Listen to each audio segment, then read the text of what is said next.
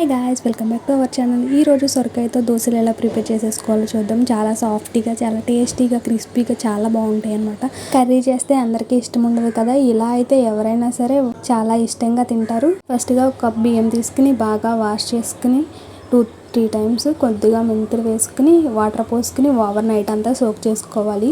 Morning నీళ్ళంతా తీసేసి ఒకసారి వాష్ చేసుకుని మిక్సీ జార్లో వేసుకుని 1 కప్ రైస్కి 2 కప్స్ ఆఫ్ సొరకాయ పీసెస్ వేసుకోండి. పచ్చిమిర్చి, అల్లం, కరివేపాకు వేసుకుని మెత్తగా పేస్ట్లా చేసుకుని చిన్నగా తరిగిన ఉల్లిపాయ ముక్కలు, కొద్దిగా కొత్తిమీర, కొద్దిగా పచ్చిమిర్చి, జీలకర్ర వేసుకుని బాగా దోశలు బ్యాటర్ లాగా బాగా పలుచగా కలుపుకున్న తర్వాత ప్యాన్ హీట్ అయిన తర్వాత రవ్వ దోశకైతే ఎలా పోస్తామో పలుచగా అలా పోసేసి చుట్టూ ఆయిల్ ఎక్కువగా వేసుకుని కాల్చుకుంటే టేస్ట్ బాగుంటుంది. అంతే, చాలా ఈజీగా చాలా టేస్టీగా సొరకాయ దోశ ప్రిపేర్ అయిపోయింది. కర్రీ ఇష్టం లేని వాళ్ళు కూడా ఇది చాలా ఇష్టంగా తింటారు. ఈసారి మీరు ట్రై చేసేయండి. వీడియో నచ్చితే లైక్ చేయండి, షేర్ చేయండి, కామెంట్ చేయండి. Please guys subscribe.